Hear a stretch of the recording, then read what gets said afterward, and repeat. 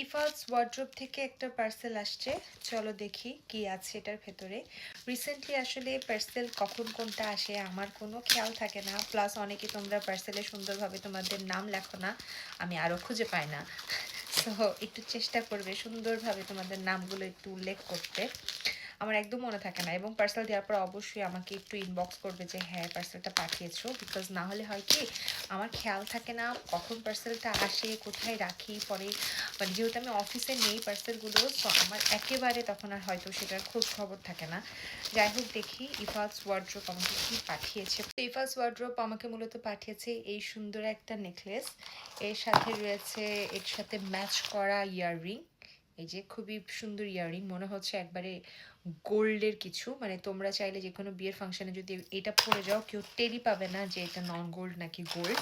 And পাঠিয়েছে একটা ring, I love to wire ring, so একটা রিং পাঠিয়েছে এবং একটা ব্রেসলেট। আমার রিসেন্টলি ব্রেসলেট পরতে এত ভালো লাগছে, মানে আমি খালি কয়েকদিন পর পর ব্রেসলেট কিনি। সো এই যে একটা খুবই সুন্দর ব্রেসলেট দিয়েছে, থ্যাংক ইউ সো মাচ ইফালস ওয়ার্ড্রোব এত সুন্দর একটা গিফট দেওয়ার জন্য। এবং আমি হচ্ছে ওটা কাটতে একটু দেখিয়ে দিই, সো তোমরা যারা যারা ওদের কাছ থেকে কোনো কিছু পারচেজ করতে পারো।